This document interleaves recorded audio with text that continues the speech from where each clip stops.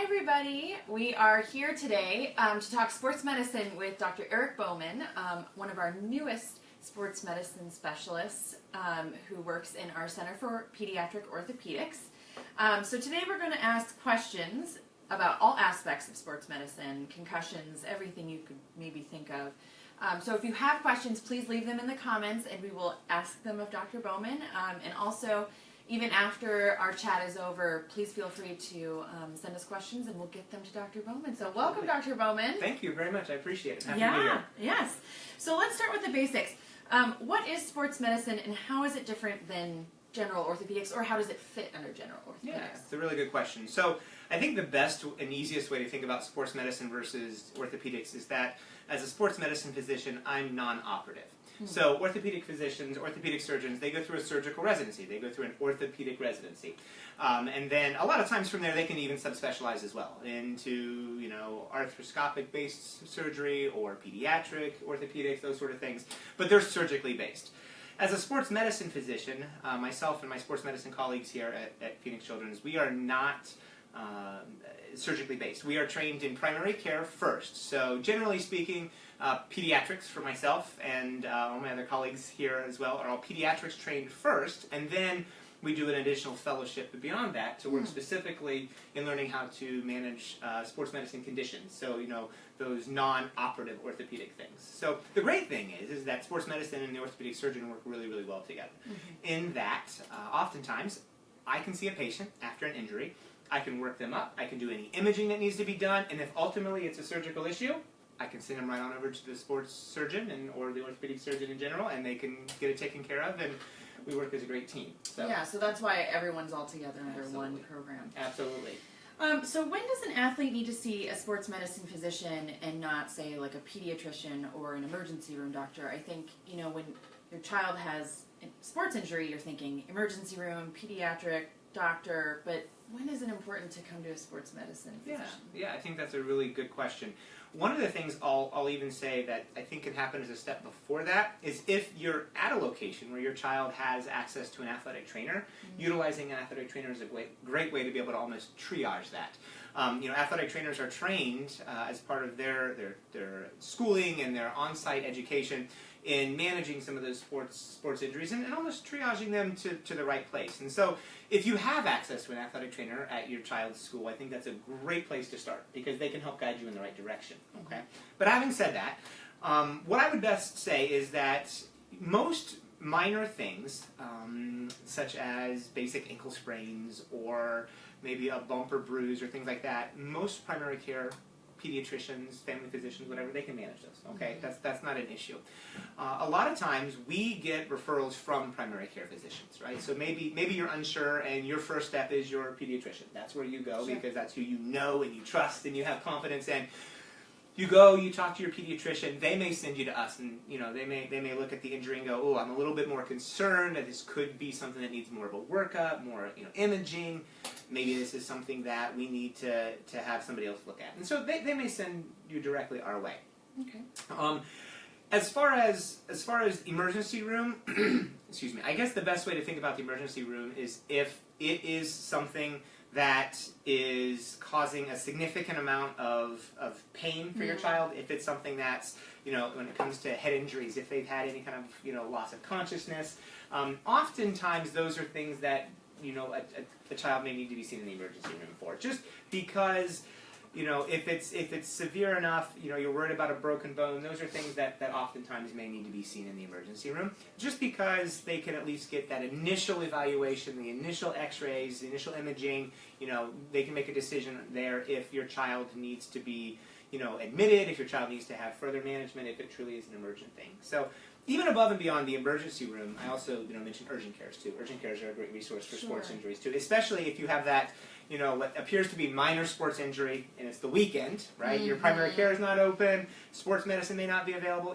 Stopping into an urgent care is a great option as well because most urgent cares have x-ray on site and they can do some of that basic management and crutches or braces or wraps or whatever else may need to be done there. So, I think that's the best way to look at it is that, excuse me, it really depends on the level of injury and the level of pain that your child's in. Sure.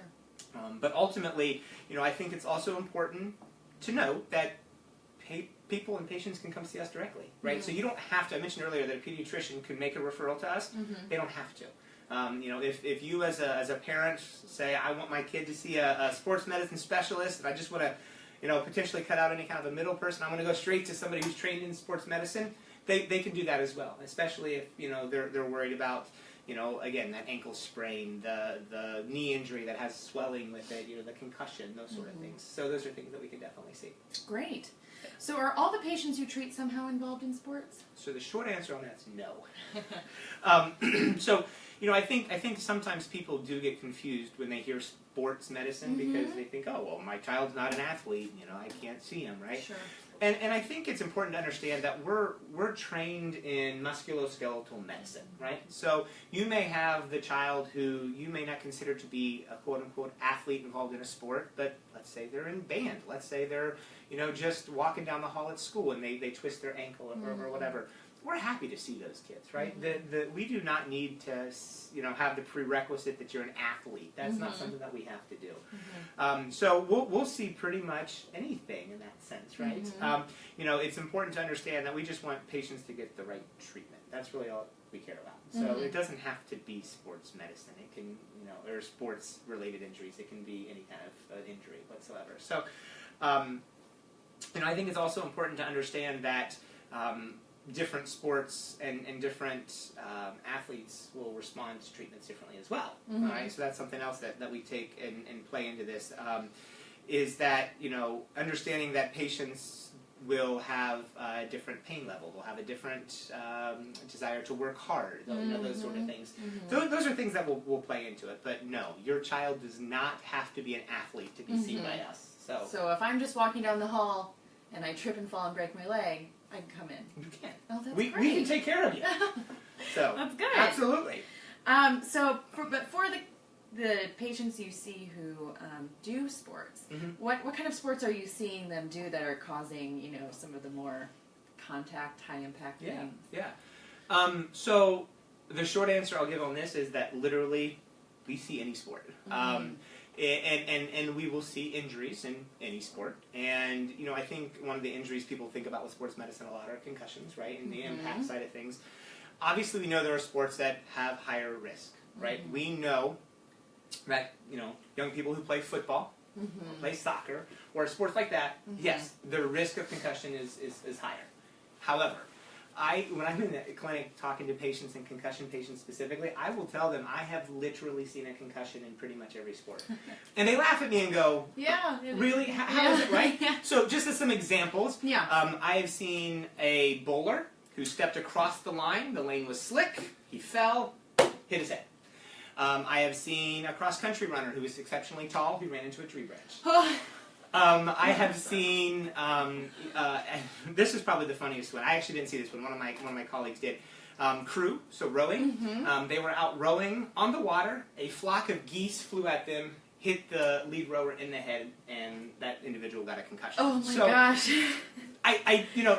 Those are funny, but I tell people that more so than anything because I think it goes to show that it's important to understand that all sports come with some sort of an inherent risk potentially, right? But the majority of sports that we're going to probably see that tend to have the most injuries, the high contact sports. Football is what I think a lot of people think of. We'll definitely see injuries with soccer and some of the cutting sports and that sort of thing. A lot of the injuries that we'll see and a lot of the things that, we'll see with overhead sports. So some of our volleyball players who are doing overhead like serving type things, our throwers, baseball, softball, that sort of thing. We'll see, upper extremity or shoulder type injuries for those individuals. So that's something that is a little bit different. So, really any sport will have a potential, injury that could come with it, but some just do have a little bit higher risk, I'd say. Yeah, I heard synchronized swimming actually has a high amount of concussions. It does. It actually, no, it does. Makes sense. As they're moving in the water and you get kicked by one of your teammates and that sort of thing. So, Seems like a risk, It definitely is. So, and I think sometimes there are sports that people don't even think about, like some of the ones I've already mentioned before, but I think there are other sports too that come with a pretty high risk of head and neck injuries, things like gymnastics and cheerleading and that sort of thing. And I know sometimes people don't think about that as a potential risk factor, but if some of if our cheerleaders, are falling, and landing directly on their head or their neck, they unfortunately can have some pretty bad head and neck injuries. So, there are a lot of things out there. So I think the bottom line is moving at all. Anything Basically. can happen. Well, and what I tell parents and patients are, I can't put you in a bubble, right? We can't wrap you up and bubble as much wrap as parents try. Absolutely, yes. right? And that's the thing. And I think it's also important to understand that you can get injured, as we talked about. We see non-athletes. You can get injured, like you said, just walking down the hall, right? I used to live and work in a more northerly climate where ice is an issue, right? Sure. And, people walking out on the street or on the sidewalk slip on ice, fall, hit their head, right? They get a concussion that way, or they, break a wrist, that sort of thing. So I think it's important to understand that, just if you're out moving in general, like you said, there's always a risk, potentially. So do I think that's a reason to limit your kid from sport? Absolutely not. I do not think that at all. I think there's a lot of benefits that come from sport, but just understand that, there's always risks. Yeah. Yeah. So you mentioned some of them, but what are some of the common conditions you treat? You mentioned concussion, some of the shoulder, broken bones. Yeah, absolutely. So, one of the things that's really, really common in youth sports nowadays that we're seeing more and more of are overuse injuries. So that's something that you may hear. You may hear some terms, or may have heard some terms out there like Osgood Slaughter, or Syndig Larson Johansson, or SLJ, or Sievers, right? These are inflammations of growth plates that kids can have, from being really, really active. So, it's that double-edged sword of, we want our kids to really be active, which is great, and we need that. But sometimes, just knowing that if they do a lot of the same type of repetitive activities, they may develop some of these, overuse injuries. So, those are some of the things that we'll definitely see, these overuse injuries in the kids where they get, inflammation of the growth plate. The throwers, like I talked about, or the overhead athletes, or the swimmers also fall in that category as well. A lot of that repetitive overhead action, what you're going to see with that is you can get some inflammation or some impingement of the shoulder, right? So we'll tend to see a lot of that as well. General musculoskeletal aches and pains, right? Or bruises, deep bruises. Sometimes you can have really deep bruises in the thigh that can create problems and need some further workup and more imaging and those sort of things. So, that's some of the things that we definitely will take a look at as well. Concussions, like you mentioned, and then broken bones. That's one of the things we can definitely take a look at, and I think it's important to understand that, with broken bones, there are broken bones that can be managed, non-operatively, which is obviously our goal whenever we can, with, maybe just some casting and some time. And again, like I talked about before, we're in that really good relationship with the orthopedic surgeons that if something is a broken bone that ultimately needed some sort of surgical treatment, we would be able to just send them right on their way. So those are the big things that I would say that we see. One of the things that's great with a primary care sports medicine physician as well is we can also look at other, non-injury things. We can also, talk to families about nutrition. We can talk to families about, especially in some of our female athletes, there's a condition known as female athlete triad, which is something where they're just basically overworking themselves and not giving themselves enough nourishment, enough energy, right? So it's that balance of energy in and energy out becomes an issue, and so those are the sort of things that we can also talk with them about and manage as well. So it's important to understand. So concussions are obviously a big topic of conversation right now and seemingly always, but how do you approach concussion care here at Phoenix Children's? We partner with the neurology and some of the neurologists over in Barrow. So how do you guys work together to sort of treat, diagnose, things like that? Absolutely. So, I'll first of all say that you could spend an entire hour on concussions, just in and of itself. Yeah. So I guess let me just try to give the summary statement. So one of the things I'll say is, the great thing is that the head of our division of sports medicine, Dr. Christina Wilson, is actually very, very involved with the Barrow Institute, and she spends time with them as well. So we have somebody there with them working very, very intimately with the neurosurgeons, the neurologists, and that sort of thing. So it's really great to have that connection and that understanding there. But the rest of us will see concussions as well, apart from and outside of the Barrow Institute also. And so, I think handling and approaching concussions is, first of all, I'll say it's very individualized. I have a cheesy saying that I'll tell parents sometimes that says, when I've seen one concussion, I've seen one concussion. I've heard that before. Okay, so they're all different, right? I mean, how you get your injury, your symptoms, how many concussions you've had previously. There's a lot of things that play into it, right? So I think the really important thing to understand is just from concussions in general, if you have a hit or an injury to the head and you have symptoms that develop, I think you have to be concerned that it's a potential concussion until told or shown otherwise, right? So, if as a parent your child gets hit in the head, or they fall and hit their head, or even take a really hard body blow that jolts the head, and they ultimately develop some of the symptoms we know are associated with concussions, things like headaches or dizziness or nausea or sensitivity to light and sound or trouble concentrating, and that's just a handful. There are more, but if you see your child have some of those symptoms, it's best to get them evaluated. It's best to get them looked at, right? Whether it's, again, right there on the sideline with an athletic trainer who might be there, or ultimately into your primary care doctor, or to one of us here at Phoenix Children's with our concussion clinic, either in the sports medicine office or through the Barrow Institute. So I think that's the best, most important thing, right? We know that the highest risk for these young people is if they go back to activity too soon, and they potentially get hit in the head before they're healed. That's the bad part. So that secondary injury is a problem. Exactly, that second impact, that's what we want to try to avoid, right? We know that can definitely complicate things. So, and I'll start by saying, if anybody out there has dealt with concussions, they can be extremely frustrating, right? And it's something that, time just seems like it stands still, right? But understand that, whether it's one of the sports medicine physicians or it's, one of the neurologists there with the Barrow Institute, obviously we're looking at your child in the best way that we can, and we're trying to do what's ultimately best.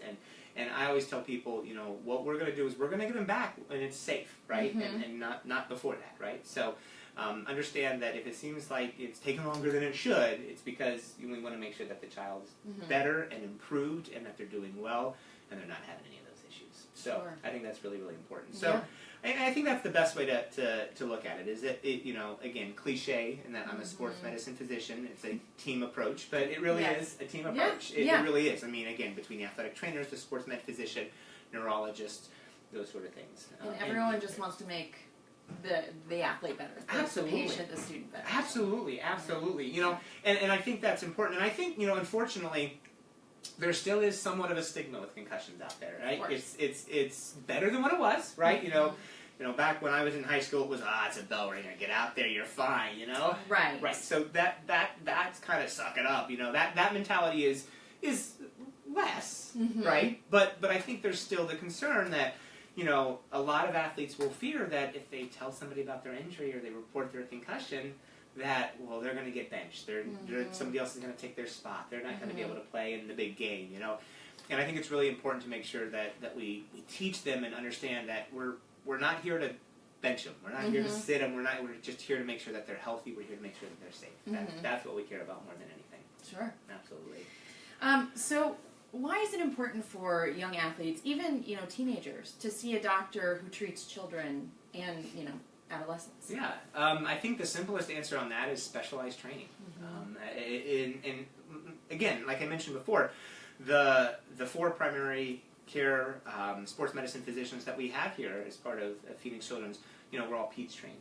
So our training before we did any sports medicine was in managing pediatric patients, right? From the well-child visits that you would have done in your pediatrics office to the complicated, very sick patients in the ED or the NICU or the PICU or anything like that. So as a pediatrician trained first, you have that understanding. You know how to work with children. You understand that they're not just little adults, right? Which is important. And I think sometimes, people convey, or think that, it's the same as what an adult would have, but it's not. They have different processes, different things going on. So I think the shortest answer I can give you on that is that it's just we are specialized in treating and working with pediatric patients because that's what all of our training's done. So it's important to see that from a pediatric perspective. Yes, and I think sometimes you may run into teenage patients who want to go where the professional athletes are going and things like that, but those kids are still growing too. They are. Right? They are. Absolutely. They are still growing. I mean, yes, there's going to come a point where,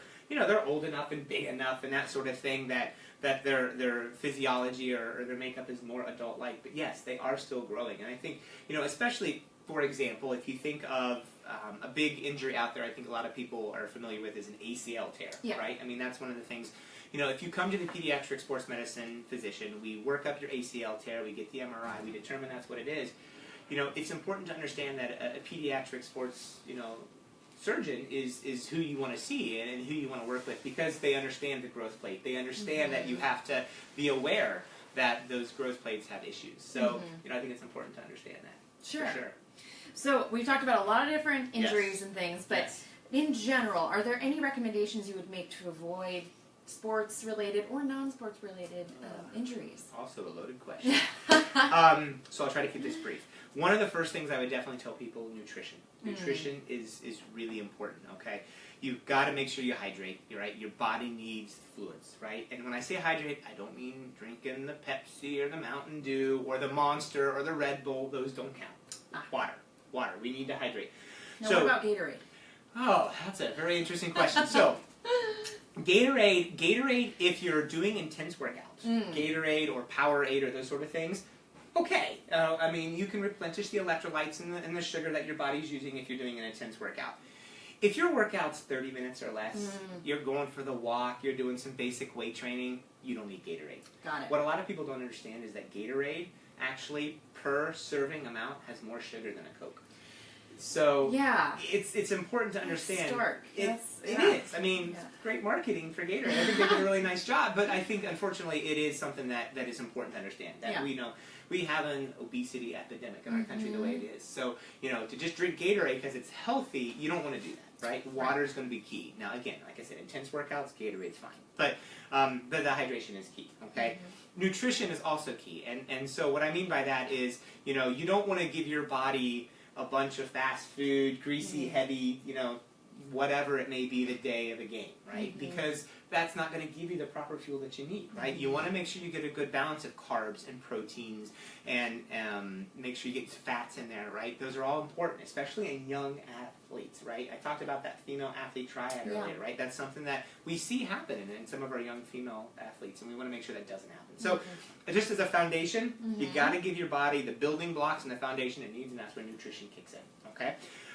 So some of the other things that we know that can be helpful to minimize injuries is avoid some of the overuse, right? So, for example, with some things we have out there in some of our throwers, our baseball pitchers, for example, you hear of things like pitch counts and time off, right?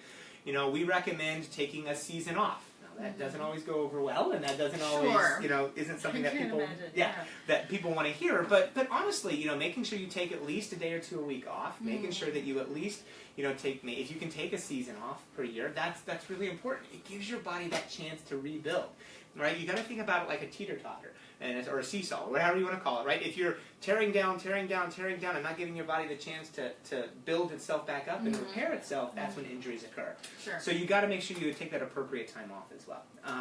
And then the other thing that I would tell people is just make sure that if you're doing activities, form is correct. So specifically like weight training, right? Young people lifting weights, that sort of thing. It's important to know that if they're going to be doing that, it needs to be supervised, they need to have proper technique, and those sort of things. So those would be the best things that I would say that would try to help prevent your injury. If you're giving your body the right fuel, you're giving it the hydration it needs, and if you're taking some time off to give your body that chance to rebuild itself and to repair, those are the things that are really important. And then what about stretching? Yeah, stretching's a great thing. So here's what I always tell people. The way I look at stretching, oftentimes I'll ask people, I'll say, so when's the best time to stretch, before or after exercise? I would say before. And that's the answer I usually get. And stretching before is okay. It can help you loosen you up a little bit. But one of the things we see in a lot of our pediatric patients, especially our teenagers, is they're growing. So because they're growing so rapidly, they get tight and they lose that flexibility. My example on how I describe our muscles is I describe our muscles like chewing gum. Right? And what I mean by that is, and it's sometimes I know a bit of a gross analogy, but if you found a piece of chewed gum sitting on a table that was cold and you picked it up and you tried to stretch it, you can get a stretch, but it's not going to stretch great, right? That's stretching your muscles before, when you're cold. But let's say you stretch, you work out, you do your workout, everything else, you do your sport, your game, whatever, you go and you take a piece of gum out of your mouth. We've all done this. That's why I use this example. Everybody knows this. You take a piece of gum out of your mouth, what's it? It stretches like crazy. Right. Our muscles are the same way. Right? So that good stretch that's going to really keep flexibility where it needs to be comes after the activity, after the routine. Interesting. Yeah. So it's important to do it after. Absolutely. So a lot of times I'll look at my athletes and I'll say, listen, everybody else high five and they're packing their bag up, they're leaving. I need you to stay an extra 10 or 15 minutes and really focus on stretching, because that's what's going to help prevent your injuries more than anything and help you get that flexibility. Sure. Yeah. And it's not just a few stretches. It's 10 to 15 minutes. It is. Yeah, exactly. I mean, you can't just hold something for 5 or 10 seconds and be like, all right, I stretched. I mean, you've got to, do each area a couple times, focus on different muscle groups. For example, if you're looking at legs, you've got your quads, you've got your hamstrings, you've got your groin muscles, you've got your calf. I mean, there's a lot of things, and if you're looking at trying to do multiple different areas there, it's gonna add up. It's gonna take some time. Sure. For sure.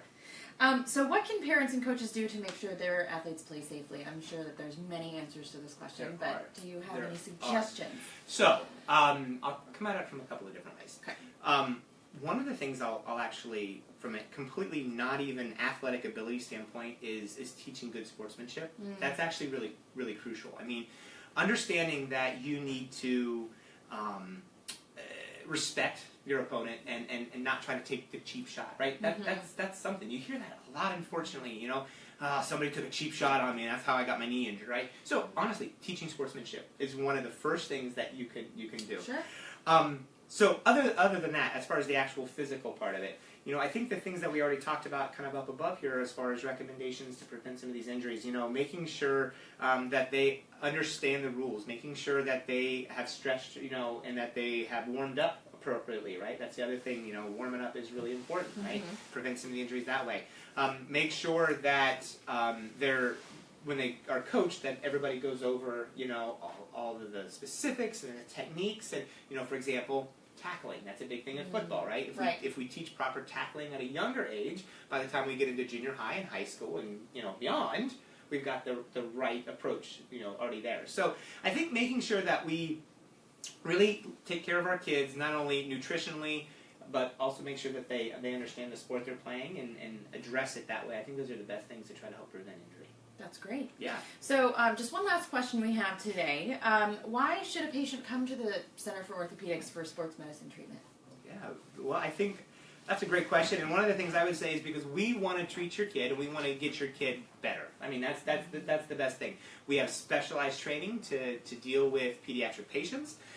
We are all pediatric trained, and so we have the resources, the tools, and we have the ability to take care of your pediatric adolescent patient in the way that other people just can't. We have that additional training, and I think that's the best way to put it.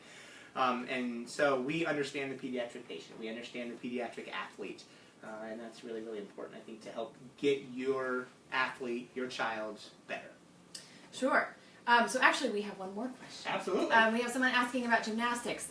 Is there, do you have any tips, maybe, or other suggestions for how a gymnast can stay safe or be treated here? Yeah. So gymnastics, I'll tell you, is one of the more difficult sports that we have in that gymnasts push their bodies. They really do. They push their bodies to the extreme when it comes to flexibility and strength and that sort of thing. So I guess one of the things I would definitely say when it comes to gymnastics, unfortunately is one of the sports that we see the female athlete triad a lot in.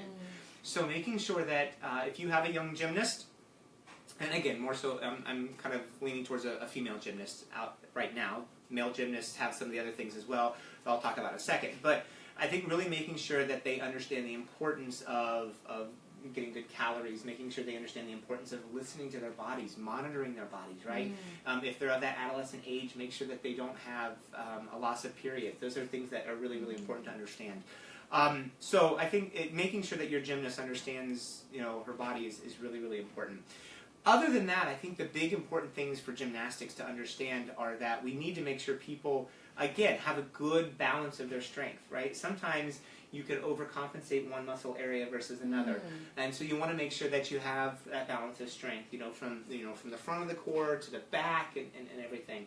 And I think the other thing that's important to understand is obviously gymnastic coaches are usually pretty good about this, but really making sure that we have a good training protocol, really balancing everything out, and understand that I don't care whether you're a gymnast or any other athlete, the balance of sports to home life, family life, social life, it's all very, very important, and making sure that you have that. So Sure, and if a gymnast doesn't have an injury, but maybe a parent is concerned about that balance, would that be something they could come in to talk to you about? Absolutely, absolutely. Yeah, we could definitely talk about things in general, and we have some great resources to be able to, if a gymnast has an imbalance, or any athlete has an imbalance in some of their different muscle groups, we can get them referred to the right individuals. And when it comes to dealing with some of the other balances in life in general with sport, we can sometimes help guide them to the right places if necessary. That's great. Yeah, absolutely. Well, thank you so much for joining us today, Thank you Dr. for having Bowman. And again, if you have any questions that continue after this, we will let him know and we'll get them back to you. Thank you so much for listening and watching. Thanks.